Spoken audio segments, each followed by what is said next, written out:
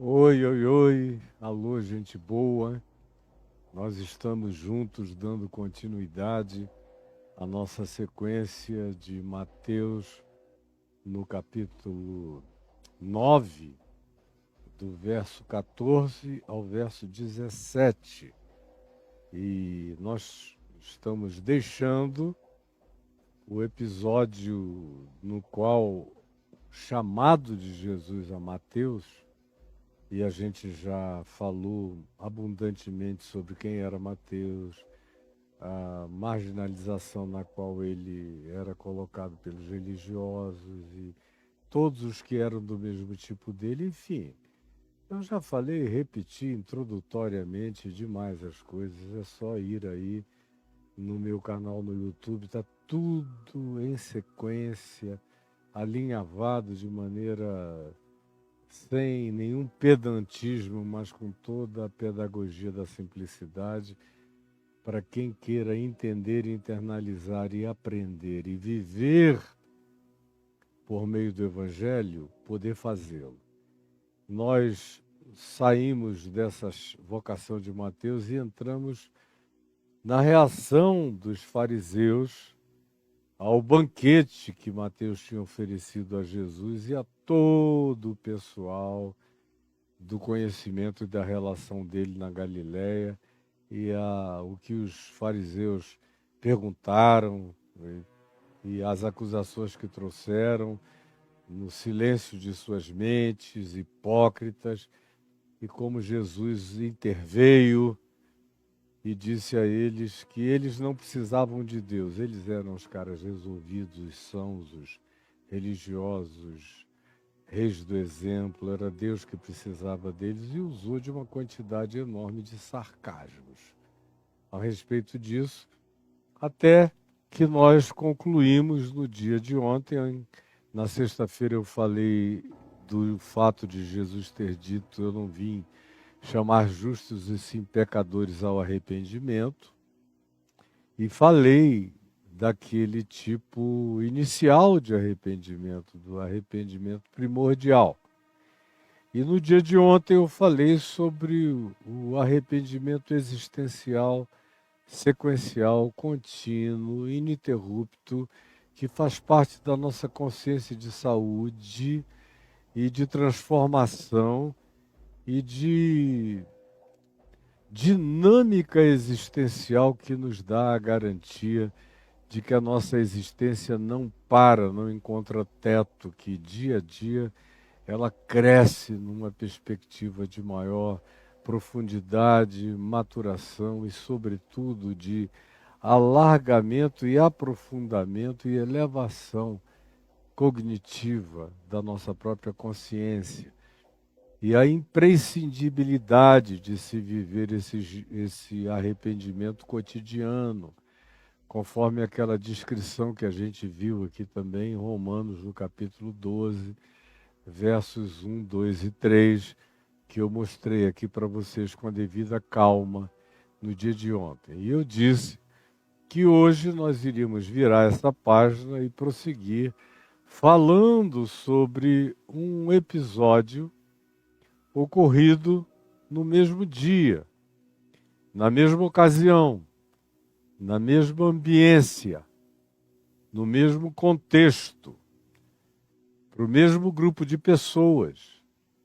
Estão ali, portanto, Mateus, seus amigos, publicanos e pecadores, convivas do banquete, homens e mulheres diversos e variados, todos considerados gentalha pelos fariseus religiosos, os sãos, que não precisavam de médicos, e o que aconteceu, a arguição que Jesus fez calar com o sarcasmo divino que manifestou a hipocrisia deles, que mostrou ironicamente a doença da presunção de justiça deles, o que os tornava piores do que qualquer pecador que existisse à volta deles, e como, de fato, a vocação, o envio de Jesus a esse mundo era para gente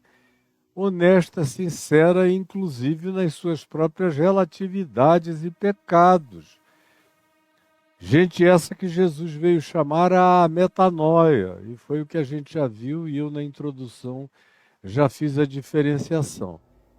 Então, esse grupo está presente ali, mas tem um outro grupo também presente ali, além desses descritos por mim até aqui. É o grupo que aparece dos discípulos de João Batista. Discípulos de João Batista. São pessoas interessantes, eles permaneceram andando simultaneamente ao que ocorria durante a sequência dos evangelhos, com as conversas de Jesus com os seus discípulos. Havia concomitantemente a presença desses discípulos de João Batista, que ou estavam regularmente presentes em boa parte dos eventos de Jesus, ou esporadicamente apareciam e assistiam tudo, e também eram as pessoas que fizeram as últimas pontes de conexão entre João Batista preso e Jesus. Foi a alguns desses discípulos de João Batista que ele, preso por Herodes, a pedido de Herodias, no cárcere do palácio de Herodes, faz um pedido para que os discípulos que o visitavam fossem até Jesus, porque ele próprio, João, tinha expectativas frustradas. Ele tinha entendido muito sobre quem era Jesus, tinha entendido o principal. Porque o que se diz acerca de João Batista no evangelho do evangelista apóstolo João é que João Batista, com efeito, não fez nenhum milagre na vida dele. Mas tudo quanto ele disse acerca de Jesus era verdade. E o que ele disse acerca de Jesus, que era verdade precípua, mais excelente, sobre excelente e verdadeira, para ser guardada para sempre, é uma só. Ele diz mais coisas, mas tem uma que vem diante de tudo. É quando ele diz: eis o Cordeiro de Deus que tira o pecado do mundo. Que tirou, tira e tirará. É esse que é o está consumado, é a solução definitiva de Deus para a culpa humana no passado, no presente e no futuro. Ele também diz que eu batizo vocês com água, mas depois de mim vem aquele que vos batizará com o Espírito Santo e com fogo. Ele também diz que ele está cumprindo uma missão de tentativa de preparar os caminhos do Senhor como uma espécie de Elias arquetípico, tentando preparar o povo para receber essa visitação do batismo de fogo do Espírito Santo, assim como Elias preparou o povo para receber aquele fogo lá no Monte Carmelo da consumação, da convalidação da vontade de Deus, da presença de Deus e de que Deus era o Deus real de quem quisesse tê-lo como Deus. E são todos elementos de metaforia arquetípica que João Batista sinaliza para quem o viu, para quem o ouviu. Agora, o que ele disse de mais excelente foi esse Cordeiro de Deus que tira o pecado do mundo, que depois vem a ser provavelmente uma das afirmações de natureza metafísico-redentiva mais importante do Novo Testamento, afirmada 3 vezes pelos apóstolos e pelo João do Apocalipse, quando fala do Cordeiro de Deus imolado antes da fundação do mundo, antes da criação de qualquer que fosse o elemento primordial no cosmos ou em qualquer dimensão.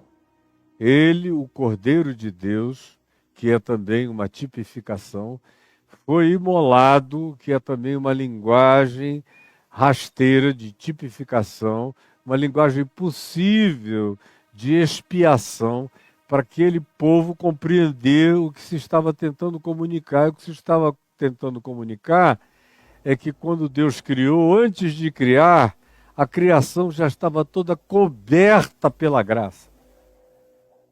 A criação é pura graça e ela já acontece no ambiente da graça especial, como dizem os reformados, como se toda graça não fosse especial. A criação que a Igreja Reformada chama depois de graça natural, que é a da criação da natureza, é precedida, na afirmação dos apóstolos, pela graça especial do Cordeiro imolado, antes da criação de toda a natureza, imolado como propiciação pelos pecados. Todos os pecados de qualquer dimensão, de qualquer criatura, de qualquer que fosse o mundo ou o ambiente onde houvesse qualquer entidade existente, aonde houvesse qualquer consciência ou qualquer pulsão de vida. Estava tudo pago e consumado antes de ser criado. E vá dormir com esse barulho, mas é isso que o Novo Testamento diz. O resto, apareça quem queira argumentar comigo e não aparece até o dia de hoje, porque eles não têm o que argumentar. Não têm o que argumentar. O Cordeiro foi imolado, não na crucificação, muito antes. A crucificação é o presépio da imolação metafísica, anterior à criação de todas as coisas. Quando o Cordeiro entregou a sua vida, se esvaziou de si mesmo, ele é aquele de quem decorre todo o Big Bang criacional, ou toda a realidade primordial, ou toda a singularidade indescritível, ou tudo que seja criação nasce desse ato de esvaziamento do Cordeiro de Deus antes da criação de todas as coisas. Ponto parágrafo. Então João ensinou coisas importantes, mas ele não sabia de tudo. E ele começou a ficar frustrado na prisão. Quando via Jesus curando doentes, ouvindo as notícias de purificação de leprosos, da mensagem de perdão de pecados, de convite à conversão, ao arrependimento, ao novo nascimento, a tratar as pessoas de um modo completamente singular que ninguém antes dele jamais tinha proposto que se tratasse aquilo, quebrando o karma da lei de causa e efeito do olho por olho, dente por dente, que destrói a humanidade até o dia de hoje. Até o dia de hoje é uma miséria da lei de Moisés e das outras leis do Código de Hammurabi e de todas as outras leis inventadas pelos homens, são todas de relação de causa e efeito que terminam no olho por olho, dente por dente, o mundo inteiro cego e banguela, cada dia pior, mais em treva, mais perverso, mais reativo, mais vingativo, mais apocalíptico, mais endiabrado. É o que essa lei consegue promover como resposta humana, planetária, e só não enxerga quem está cego, completamente cego. Mas João era filho do tempo dele.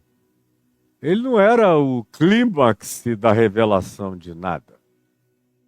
O próprio Jesus disse que dos nascidos de mulher até então, ninguém tinha sido como João. De Adão até João Batista, ninguém se igualava ao caráter, à integridade, à entrega, à paixão, ao abandono de si. Nem Moisés, nem ninguém. Moisés era um garoto de creche comparado com as ambições sublimes de João Batista, que abriu mão de tudo, de qualquer coisa, de qualquer privilégio, de qualquer gozo, de qualquer orgasmo, de qualquer comida, de qualquer prazer, de qualquer sabor. Viveu uma vida por uma doação única e exclusiva e morreu na juventude, entregue à sua paixão, como uma manifestação arquetípica do Elias que viria preparar e aplanar o caminho do Messias que chegou e que ele reconheceu como Cordeiro de Deus em Jesus de Nazaré. Ponto parágrafo. Mas o próprio Jesus diz: contudo eu vos afirmo, contudo eu vos afirmo que o menor no reino dos céus, o menor nessa nova era, nesse novo aeon da consciência do Evangelho, da habitação do reino de Deus no coração do humano e de todo aquele que invoca o nome do Senhor e crê em Jesus como resposta definitiva de Deus para todas as aspirações humanas. Esse é o reino de Deus e esses são os filhos do reino. São os que ganharam esse entendimento e essa compreensão pela fé. E Jesus diz, voltando a João Batista, em comparação aos demais anteriores, ninguém foi como João. Contudo, eu vos digo que o menor nessa nova consciência, quem ganhar essa nova consciência, quem entrar e enxergar e for penetrado pelo reino, o reino é para nos penetrar para que a gente entre nele. É para que a gente, em sendo penetrado pela consciência dele, o enxergue à nossa volta, começando a vê-lo de dentro de nós para fora de nós. É como Jesus ensina. Qualquer um que tenha tido essa percepção, que hoje esteja tendo essa percepção, é maior do que João. Qualquer um. O menor. Na sua consciência, na sua apreensão. Mas se tiver tido essa apreensão de fé, essa compreensão, esse discernimento, já está para além de João.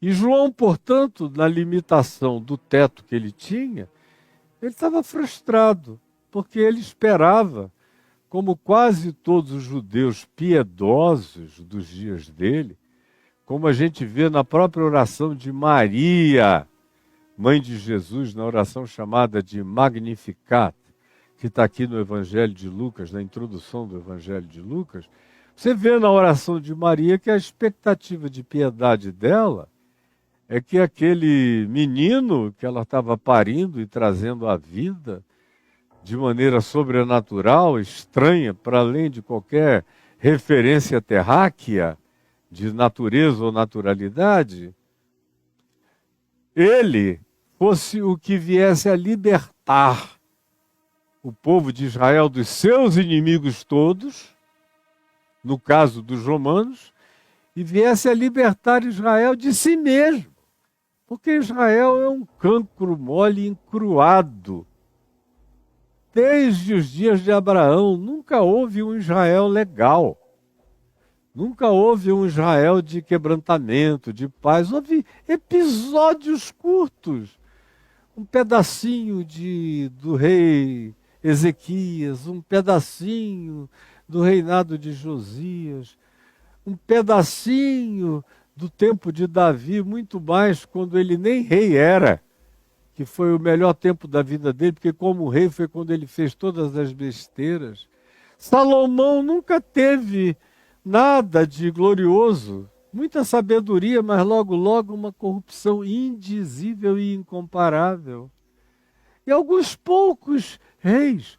Na realidade, a história bíblica dos hebreus, se você esquecer os profetas, os salmos, e ficar concentrado exclusivamente no comportamento dos hebreus, dos israelitas, dos judeus e depois do chamado povo de Israel, você encontra a pior narrativa de todos os tempos. Só coisa ruim. E os profetas são tão lindos porque são diametralmente opostos à narrativa da história jornalística e jornalesca do povo de Israel no Velho Testamento.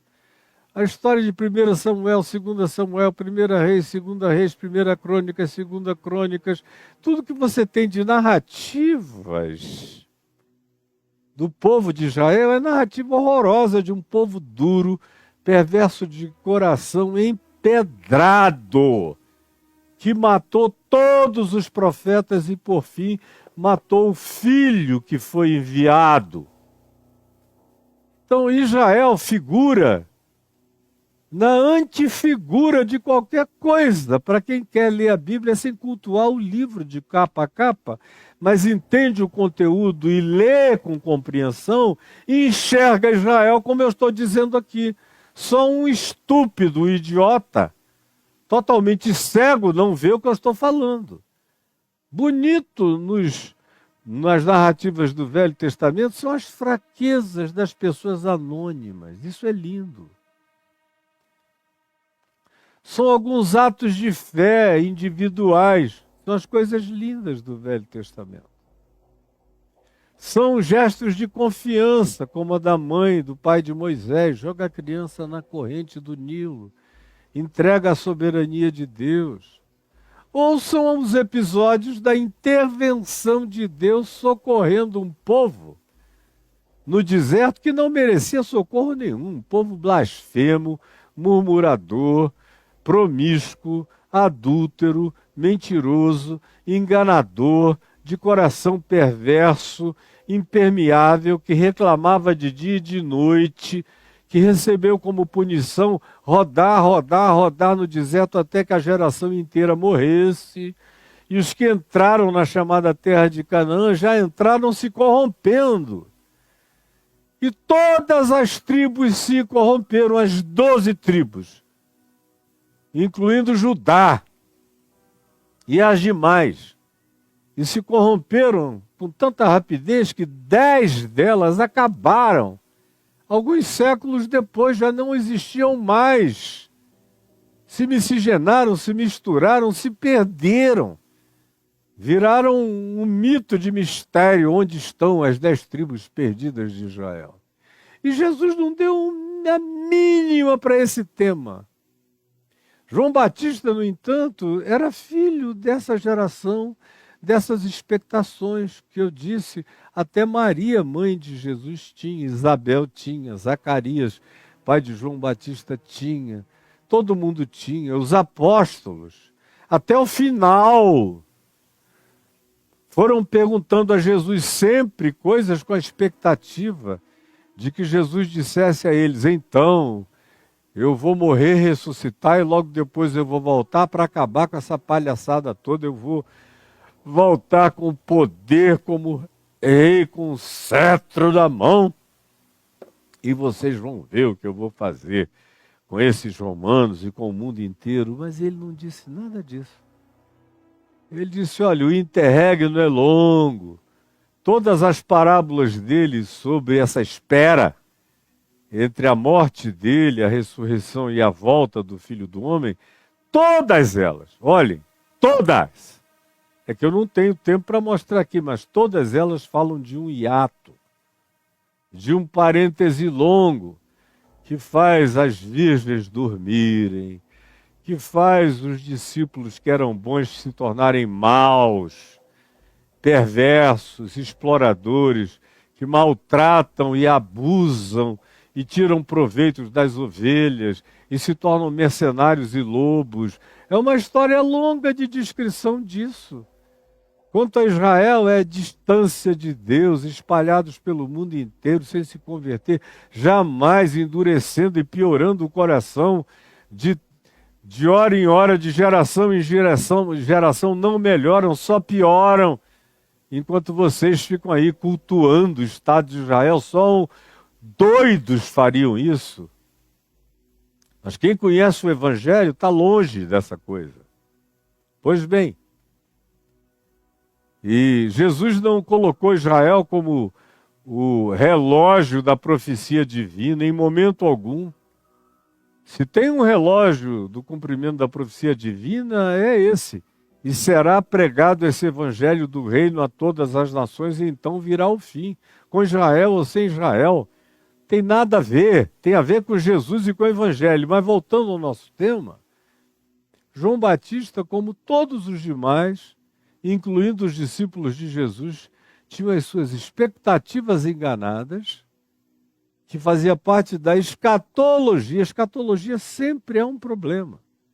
Com os seus adventismos e com os seus profetas adventistas, como nós tivemos há 2 séculos atrás a Ellen White, tivemos o Rutherford entre os testemunhos de Jeová, tivemos no início do 1º para o 2º século os montanos, com os montanistas, tivemos agora, do início do século XX para cá, uma quantidade enorme de profetismos adventistas marcando a data da volta de Jesus. Depois que Israel voltou e, sionisticamente falando, tomou conta do território pelo qual estão brigando e querendo dominação de tudo, com base nas leis de Moisés e nos termos da Escritura conforme Moisés, fazendo caos no mundo acontecer. Pois bem, tudo isso tem a ver com a colocação de Israel no lugar errado e com esse culto à escatologia e ao adventismo. E por adventismo eu estou me referindo não à igreja adventista do 7º dia, ela está no pacote também. Não estou me referindo só aos testemunhas de Jeová, eles estão no pacote também. Mas eles acabaram influenciando e fizeram com que dos anos 70, 60 e meio, incluindo os anos 70 para cá, uma multidão de cristãos no mundo inteiro se tornassem adventistas do adventismo da volta de Jesus, com a construção das sistematizações das teologias escatológicas proféticas. Que é o que você vê toda hora aí nos podcasts. Um exemplo recente de uma pessoa que só fala nisso entre nós, que se alegra com as coisas. Olha, tem guerra vindo aí. Tem gente aí, eu podia mencionar alguns nomes, mas deixa para lá. É gente que quem tiver ouvidos para ouvir, ouça, e quem tiver olhos para ver, veja. São os fanáticos do tema, são adventistas de alma. Só pensam nisso, só falam nisso. Isso está presente. E eu estava dizendo, uma das grandes catástrofes dessa leitura escatológica da Bíblia, do Novo Testamento ou da história, é essa vontade profético-presunçosa de que o indivíduo faça parte de um grupo de eleitos especiais que recebam uma revelação de que o tempo chegou. Aí ele fica catando profecias do Velho e do Novo Testamento, tentando montar um Lego, um quebra-cabeça para criar uma arquitetura. E a maioria são pessoas que não entendem nada de coisa alguma, embarcam em qualquer conversa fiada, em qualquer bobagem, em qualquer estupidez lamartiniana, o cara vai e embarca naquilo ali. Me dá uma pena, porque eu só vejo as cabeças ficarem conturbadas, as almas aflitas, as interpretações do mundo pioram. São pessoas que começam a torcer pela desgraça, supostamente para que quanto mais desgraça haja, mais rapidamente Jesus volte. Portanto, aquilo que Pedro diz sobre apressar a volta do Senhor, que tinha a ver com pregar o evangelho do reino de Deus, para eles é contabilidade de catástrofes. Quanto mais guerra, catástrofe, miséria, calamidade, inimizade, hostilidade entre os povos, Quanto maior for a ameaça de guerra mundial, mais Jesus se sentirá obrigado a voltar. E o que eles vão ver, vivendo assim, é que o pau vai cantar, as bombas vão explodir, o apocalipse now vai se estabelecer, as ficções científicas mais calamitosas, apocalípticas vão se cumprir e Jesus não vai voltar. E eles vão ter que viver em bunkers. A vida na Terra vai se transformar um Mad Max 1, 2, 3, uma calamidade horrorosa e Jesus não vai voltar. Mas eles querem continuar apostando no pior.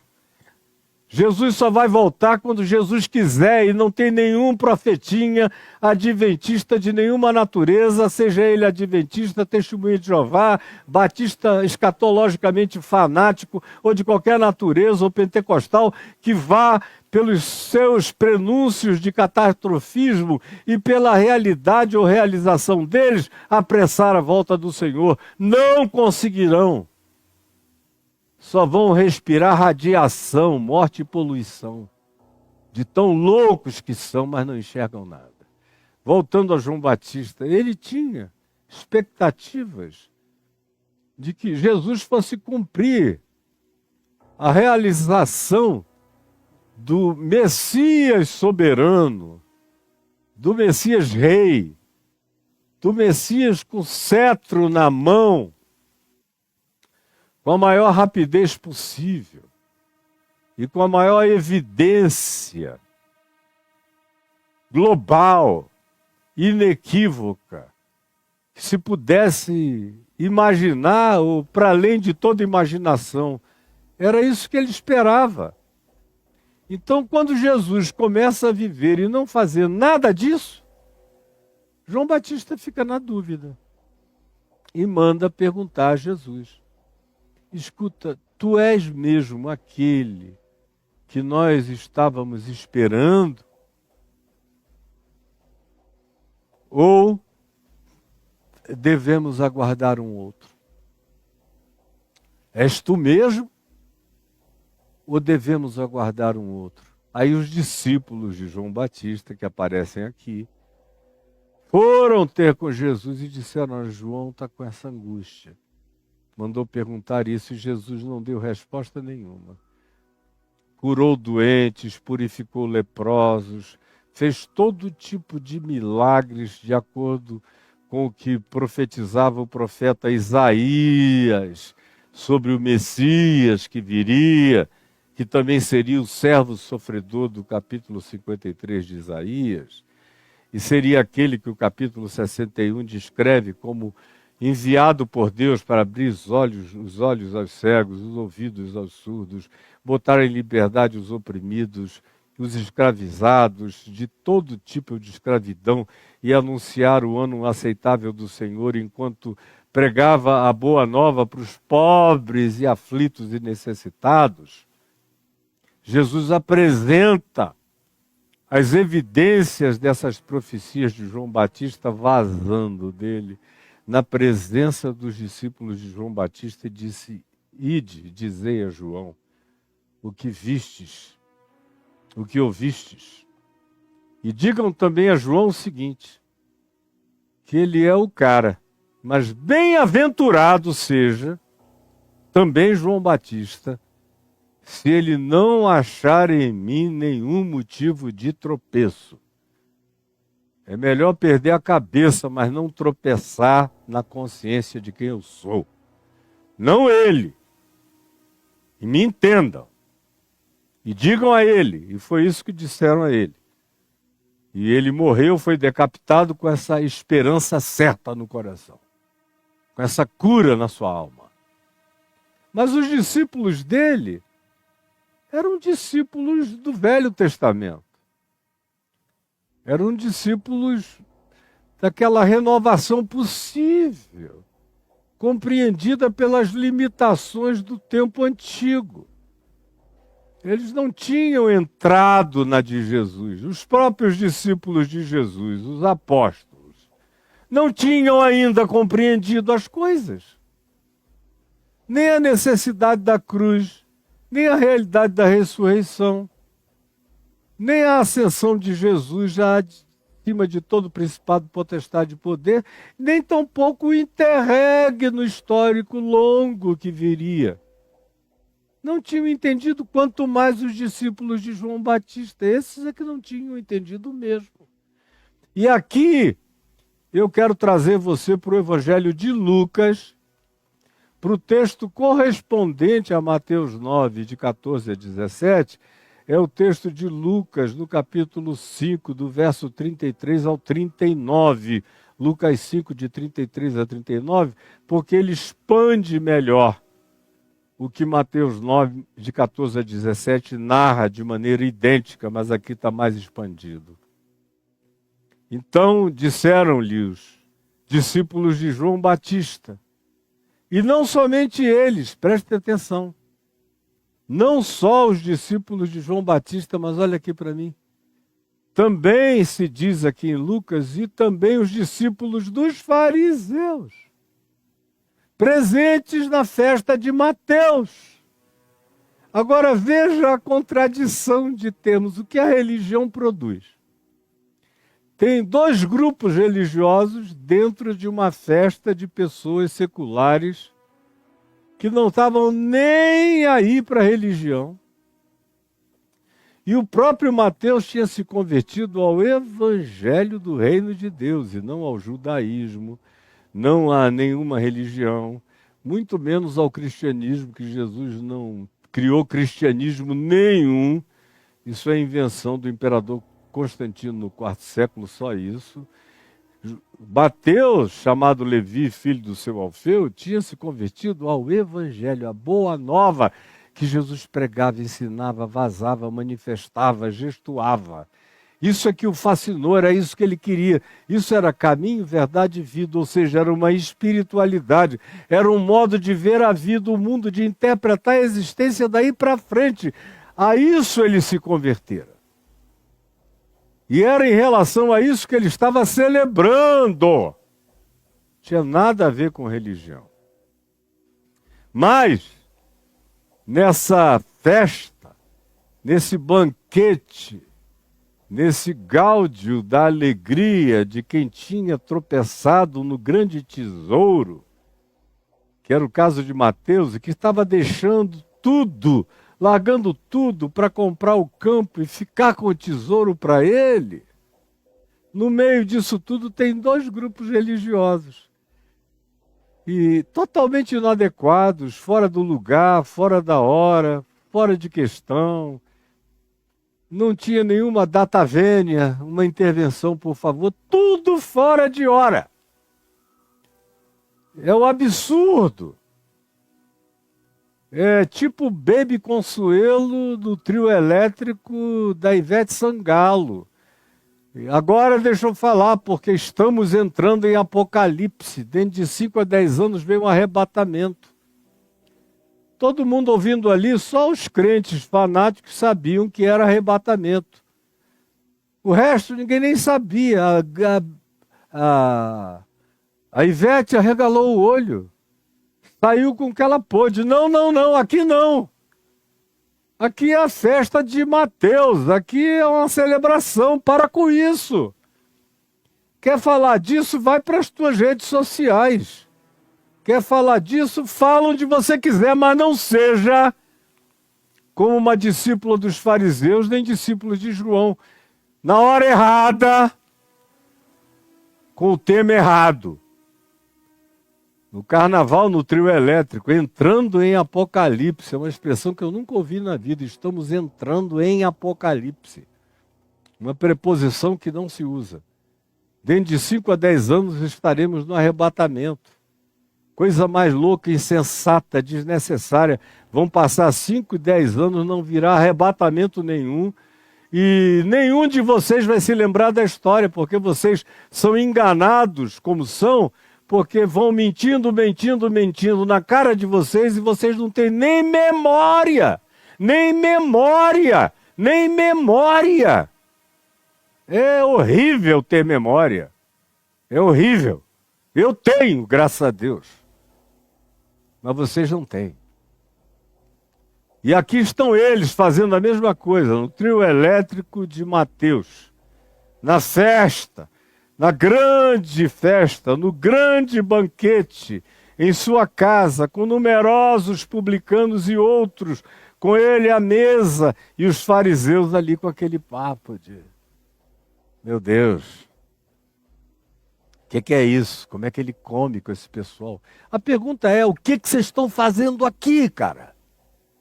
Vão embora daqui, seus fariseus. Foi o que Jesus disse, ide, aprendei, saiam daqui.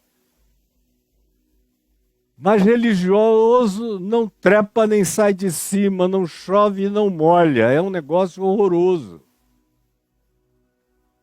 A expressão é essa mesmo, não trepa nem sai de cima, não chove nem molha. É um negócio horroroso. O negócio deles é chatearem, é importunarem, é serem inadequados, é trazerem o assunto errado para a hora errada, sem respeitar momento, hora ou circunstância, sem imitarem Jesus, que falou com propriedade, determinou que nós tivéssemos propriedade em toda a nossa maneira de nos expressarmos e nos apresentarmos na vida. Agora, vocês só não entendem o que eu estou dizendo porque não querem. É absurdo. É enojante, meu Deus, e é cansativo. Eu estou fazendo isso há meio século, pedindo a Deus que o meu coração seja forte para ter mais anos, sem desistir jamais. Eu digo desistir, não eu, que não desistirei jamais, sem que o meu coração venha a falir antes da hora, que ele aguente. Porque o cansaço é imensurável de ver tanta idiotice. Aí estão os religiosos aqui. Os discípulos de João na festa de Mateus, no banquete. Junto com os discípulos dos fariseus e os escribas dos fariseus. Depois de Jesus já ter dito aos fariseus, ide aprendei o que é a misericórdia quero e não o holocausto, pois eu não vim chamar justos e sim pecadores ao arrependimento. Os caras não vão, ficam ali chateando, acampados na porta do QG, enchendo a paciência, indo onde não são chamados, se metendo na conversa dos outros, na alegria dos outros, na festa dos outros, não admitem não serem os seres mais abjetos e chatos da terra. Sempre foram e incuravelmente o serão, porque a natureza da religião é produzir essa chatice diabólica enraizada no coração. É um negócio... Desculpem a expressão, mas para quem está cansado como eu, é uma chatice do diabo, do inferno, no coração de vocês. E desculpa dizer vocês, porque a grande maioria está nessa. É uma minoria que pensa diferente. Então os discípulos de João Batista, e bem assim, os discípulos dos fariseus, vieram e perguntaram, e disseram a Jesus... Frequentemente, nós, discípulos de João e também os discípulos dos fariseus, frequentemente jejuamos e fazemos orações. Jejuamos e fazemos orações. O cara vai para a festa do Mateus. Todo mundo comendo, bebendo, o vinho rolando, a comida variada, música tocando, o pessoal se alegrando, era o trio elétrico de Mateus lá em Cafarnaum, e o cara vem com, entramos em Apocalipse, o arrebatamento está chegando. Nós e os discípulos dos fariseus oramos e jejuamos, no meio do banquete. Não é à toa que Jesus de vez em quando arranca um suspiro do coração. Os evangelhos dizem, tirou um suspiro do espírito. E disse, até quando estarei convosco e até quando vos sofrerei? Porque é um sofrimento estar junto dessa maluquice. É um sofrimento, uma das maiores perseveranças dos santos, é aguentar essa diabolicidade da chatice demoníaca do espírito religioso, que não sabe tempo, nem hora, nem lugar, que não aprende que a sabedoria tem seu tempo, tem sua hora, tem seu modo. Que a sabedoria espera a sua ocasião. Que a sabedoria fala de maneira apropriada. Como se diz de Jesus em Mateus, no capítulo 11, se dirá, você verá daqui a mais uns dias comigo aqui. Como ele era discreto, é o que se diz. E não gostava que se o expusessem à publicidade de nenhum trio elétrico. Para que se cumprisse o que fora dito por intermédio do profeta Isaías, de que a sua voz não se ouviria nas praças, muito menos no trio elétrico. Que ele não iria andar gritando nem chamando a atenção para si mesmo. Que ele passaria sem buscar a convergência de holofotes, nem ficar no centro de nenhuma ribalta.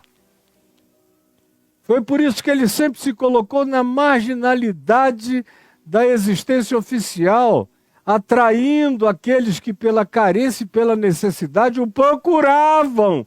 Mas ele não foi morar em Jerusalém, ele foi morar em Cafarnaum. Ele só foi para o centro do poder na hora de morrer, porque o negócio dele sempre esteve no perímetro da marginalidade e com aqueles que assim eram considerados pela religião, no meio dos quais ele se sentia feliz e à vontade e celebrava. Aí vem esse pessoal estragar tudo.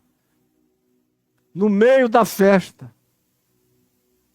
vem essa pergunta, que a gente olha com mais condescendência por causa dos discípulos de João Batista, que não eram exatamente como os fariseus, mas eram superficiais ainda na sua compreensão. O que a gente vai aprender depois em Atos dos Apóstolos, no capítulo 19, quando Paulo chega a Éfeso e encontra alguns discípulos, se apresentando como discípulos, e Paulo diz, discípulos de quem? Me contem o que vocês creem. Aí eles disseram alguma coisa e Paulo disse, vocês são discípulos de João Batista. Falou, olha, João foi um ser preliminar. Ele veio para preparar o caminho. Ele batizava com água para arrependimento. Mas nós anunciamos o evangelho do reino de Deus, que é um salto quântico. João era discípulo de uma física newtoniana, de objetos físicos do macrocosmos. Nós entramos num ambiente de impermanência, de mutabilidade, de transformação genuína, como eu disse ontem, de arrependimento contínuo, no trabalho do Espírito Santo ininterrupto no coração. É outra dimensão. E é para dentro, não é para fora. E aí os discípulos de João, crendo, Paulo pregou tudo que era concernente a Jesus e os batizou. E eles ficaram cheios do Espírito Santo e falaram em línguas e profetizaram lá em Éfeso. Foi um dos 3 acontecimentos marcados pelo falar em línguas e pelo profetizar como decorrência do enchimento do Espírito Santo. No mais, todo mundo fica cheio do Espírito Santo porque crê pela fé, como acontece com todo mundo.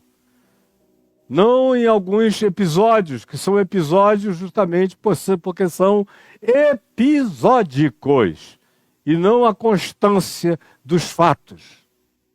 A constância dos fatos é todos nós, 1 Coríntios 14, 1 e 2, a todos nós recebemos do mesmo Espírito, e a todos nós que fomos batizados do mesmo Espírito, foi dado beber do mesmo Espírito, pela fé em Jesus. Esse é o cotidiano. Ali é o episódio. Voltando então aos discípulos de João aqui em Lucas. Nós e os discípulos dos fariseus jejuamos e fazemos muitas orações. É um contraste que eles estão agora estabelecendo. Agora, quando estabelecem o contraste com os discípulos de Jesus, eles estão, de algum modo, trazendo algum tipo de julgamento a Jesus também. Os discípulos de João Batista, muito delicadamente, os dos fariseus, nunca delicadamente. É uma comparação. Nós, e olha, até os discípulos dos fariseus, no meio da festa, jejuamos e fazemos muitas orações. Era como se hoje em dia, no meio de uma festança, um indivíduo de fé islâmica, no meio do banquete, jogasse seu tapete no chão, se ajoelhasse e ficasse fazendo as suas orações fora da hora, fora do lugar. Quer fazer? Vai para o mato, vai para um lugar escuro, fica sozinho, ou entra no teu quarto, faz qualquer coisa privada, como Jesus mandou fazer. Privada. A menos que seja a hora do acontecimento público, é outra história. Aí a celebração é essa. Mas não sendo essa, não seja essa figura aqui. Frequentemente jejuamos e fazemos orações, mas os teus discípulos, entretanto, comem e bebem. Claro! Claro! Vieram para a festa, estão na festa. Estão comendo e bebendo, é o que se faz numa festa. Só os hipócritas, religiosos, falsos, é que vão para uma festa e dizemos, entramos em Apocalipse. O arrebatamento está chegando, por que vocês estão celebrando? Mas não deixa o cachê de lado. Pega, põe no bolso e vai embora. É muita hipocrisia e é tudo igual. Tudo se repete, a mesma história se repetindo o tempo todo. Mas vocês não enxergam. Nunca. Ai, Jesus, tem que dormir com esse barulho. Jesus, porém, é uma adversativa, é um enfrentamento. Jesus, porém, contradisse e lhes disse o seguinte: podeis fazer jejuar os convidados para o casamento enquanto está com eles o noivo? Que lógica é essa de vocês? O reino de Deus tem lógica. O reino de Deus tem sentido de propriedade. O reino de Deus anda conforme as discrições da sabedoria. O reino de Deus tem tempo, modo, hora para ser decidida e escolhida com todo o melhor discernimento. O reino de Deus não é a manifestação da euforia surtada dos loucos. Não é. É a manifestação do bom senso dos sensatos, que repetem na vida o mesmo que Jesus fez e que não têm permissão para inventarem outro modo de ser, senão aquele que repete o modus operandi de Jesus, que disse, assim como o Pai me enviou, eu também vos envio. Me repitam no mundo, por favor, me repitam, me repitam. Não vão para além de mim, porque eu não estarei lá, nem fiquem aquém de mim, porque eu não estou aí. Tem que ser me seguindo e ser como eu. Jesus então disse o óbvio. Vocês querem o quê?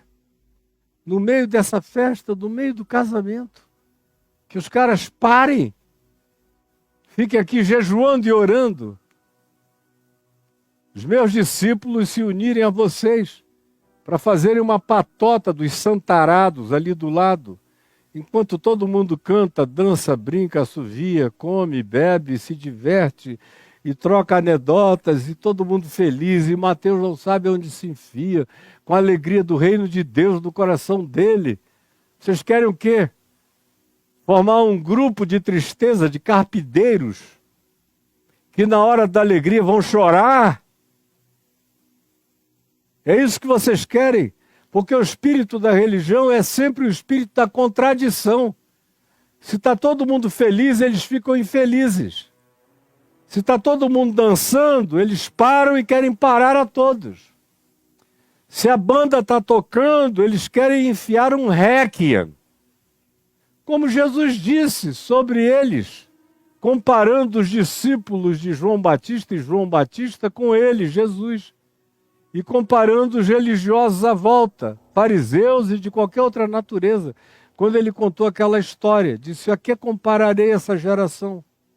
Senão a meninos na praça. E eu cheguei e vim e propus. E vocês receberam propostas antes da minha. Primeiro uma proposta, que foi a de João Batista, que chegou e convidou vocês para o choro, para o pranto, para o quebrantamento, para o arrependimento, e vocês não quiseram. Aí vem eu, o Filho do Homem, que como, bebo, abraço, sorrio, gargalho, salvo, perdoo, faço tudo ficar mais leve, facilito a vida, incluo aqueles que se sentiam completamente marginalizados e dou razões de celebração para a vida. E convido vocês a dançarem e a se alegrarem, e vocês dizem que não também.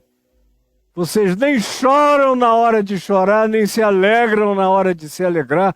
E a conclusão de Jesus foi: nem Deus consegue agradar vocês. Nem Deus consegue agradar vocês. E eu digo a essa geração, digo a você, nem Deus consegue agradar vocês. Vocês estão para além da possibilidade de serem felicitados pela graça de Deus, como era aqui. Queriam jejuar e orar no meio da festa de casamento, santarados que não se enxergam. Aí Jesus continua e diz: dias virão, contudo, não agora, mas virão dias em que lhes será tirado o noivo sou eu.